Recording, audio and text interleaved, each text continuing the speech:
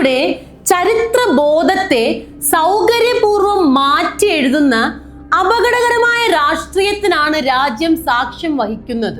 സ്വാതന്ത്ര്യ സമര ചരിത്രത്തിൽ ആർക്കൊക്കെയാണ് വീരപട്ടം നൽകേണ്ടത് എന്ന് പുതിയ അളവുകോലുകൾ നിർമ്മിക്കപ്പെടുന്നു. ആൻഡമാനിലെ തടവറയിൽ നിന്ന് ബ്രിട്ടീഷുകാരുടെ കാൽക്കലേക്ക് എണ്ണമറ്റ മാപ്പപേക്ഷകൾ അയച്ച വിനായക് ദാമോദർ സവർക്കറെ ദേശീയതയുടെ അപ്പോസ്തലനായി പ്രതിഷ്ഠിക്കാൻ ശ്രമിക്കുന്ന ഈ പുത്തൻ ചരിത്ര ഗവേഷണത്തിന്റെ അന്തസത്തയിലേക്ക് നിങ്ങളുടെ ശ്രദ്ധ ക്ഷണിക്കുന്നു.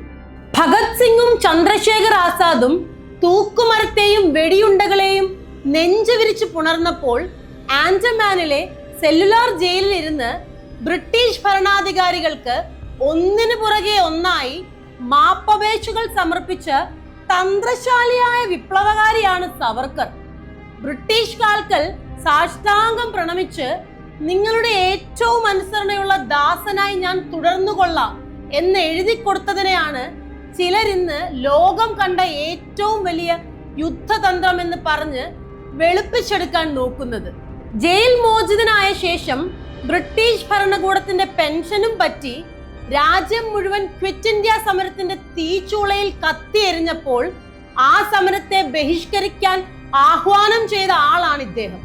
ബ്രിട്ടീഷുകാർക്കെതിരെ പോരാടുന്നതിന് പകരം സ്വന്തം നാട്ടുകാരെ മതാടിസ്ഥാനത്തിൽ വെട്ടിമുറിക്കുന്ന ഹിന്ദുത്വ സിദ്ധാന്തത്തിന് വിത്തുപാകുകയും ബ്രിട്ടീഷ് സൈന്യത്തിലേക്ക് ഭാരതീയരെ റിക്രൂട്ട് ചെയ്യാൻ ഒത്താശ പാടുകയും ചെയ്തതാണോ ഈ പറയുന്ന രാജ്യസ്നേഹം? മാപ്പപേക്ഷകളിൽ ഒപ്പിട്ട് വാങ്ങി ഇളവുകളിലൂടെ ജീവൻ രക്ഷിക്കുകയും സ്വന്തം രാജ്യത്തെ ഭിന്നിപ്പിക്കാൻ കൂട്ടുനിൽക്കുകയും ചെയ്ത ഒരാളെ എത്ര വലിയ വീരവാദങ്ങൾ കൊണ്ടും ചോദ്യപേപ്പറുകൾ കൊണ്ടും കോട്ടിട്ട് മിനുക്കിയാലും ആ ചരിത്രപരമായ പാളിച്ചകളും കാപട്യങ്ങളും മറച്ചുവെക്കാൻ ഒരു രാഷ്ട്രീയ ശക്തിക്കും കഴിയില്ല.